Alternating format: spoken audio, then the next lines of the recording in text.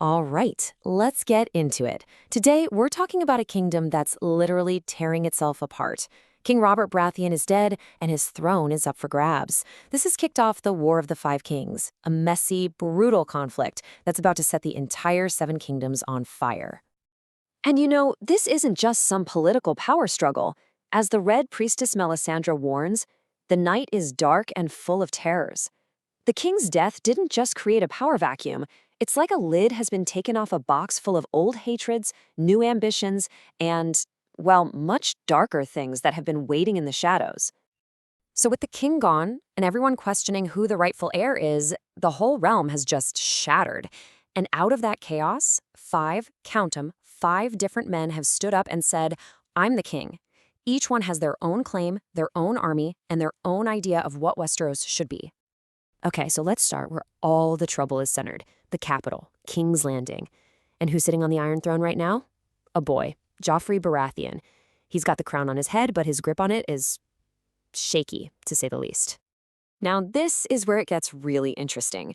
On paper, Joffrey's claim seems simple enough. He's King Robert's oldest son. But his actual power, the gold, the soldiers, everything that's keeping him on that pointy chair, that's all coming from his grandfather, Tywin Lannister. Make no mistake, he's a Lannister king wearing Baratheon colors. And this is the spark that lit the whole fire, the devastating rumor that Joffrey isn't Robert's son at all, that he's actually the son of Queen Cersei and her own twin brother Jaime Lannister. If that's true, his claim is worthless, and it gives every other person with an ambition the perfect excuse to declare war. You'd think the king's own family might stick together, right? Nope. This crisis splits House Baratheon right down the middle. Robert's two younger brothers, Stannis and Renly, have both crowned themselves, turning brother against brother in a fight for the throne. And these two could not be more different. You've got Stannis, the older brother. By every law in the book, if Joffrey's illegitimate, the throne is his, no question. But he's tough to like.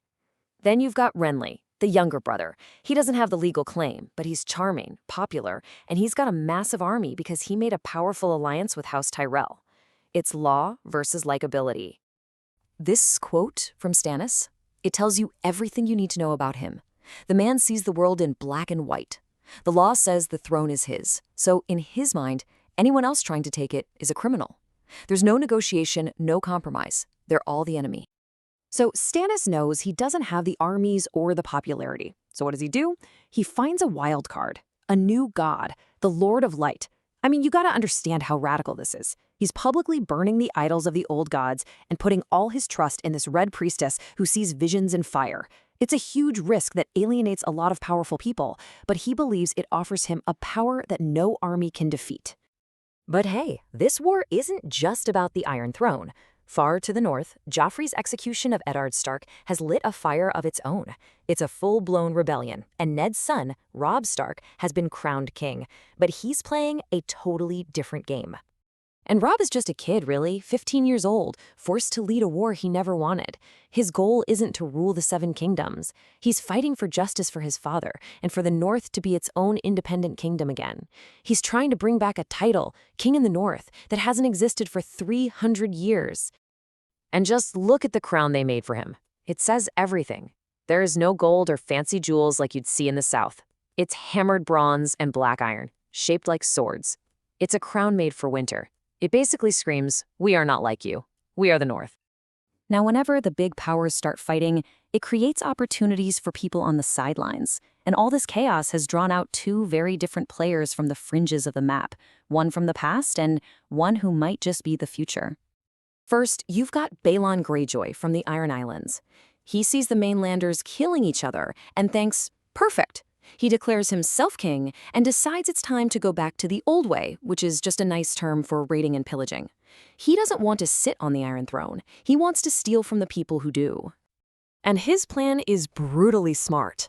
He knows Robb Stark and the entire Northern Army are hundreds of miles south fighting the Lannisters, so he's going to attack the North from the sea while it's completely undefended.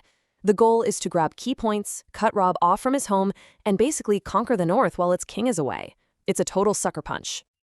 And then, thousands of miles away, there's the last Targaryen, Daenerys, the last heir of the dynasty that Robert Baratheon overthrew. Her claim to the Iron Throne is, arguably, the strongest of them all. The problem? She has no army, no ships, no allies. She's a queen with no kingdom, following a comet in the sky that she hopes is a sign. But she does have one thing, something no one else in the world has, a weapon that conquered Westeros once and that everyone thought was gone forever. 3 of them, actually. Living, breathing dragons. As she's told, dragons are fire made flesh, and fire is power. Yeah, right now they're just hatchlings, but they represent a terrifying potential. They're a wild card that could, if they grow, make entire armies and castles completely irrelevant. So while that potential is growing across the sea, back in Westeros, the board is set. You've got 5 kings with 5 completely different goals. Joffrey is trying to hold the throne. Stannis demands it. Renly wants it. Robb wants to be left alone, and Balon just wants to burn it all. It's a recipe for absolute disaster. And if you just look at the raw numbers, Renly looks like the clear winner with a massive army. The Lannisters and the Starks are also major players. But then you see Stannis, all the way at the bottom. He looks like a total underdog. But this war is not going to be decided by who has the most soldiers.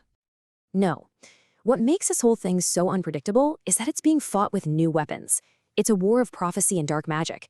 It's a war of poison in a cup and whispers in the dark. In this war, a shadow can be just as deadly as a sword. And all of this leads to the most important question, doesn't it? When all these powerful men decide their ambition is worth a war, who really pays for it? It's not the kings.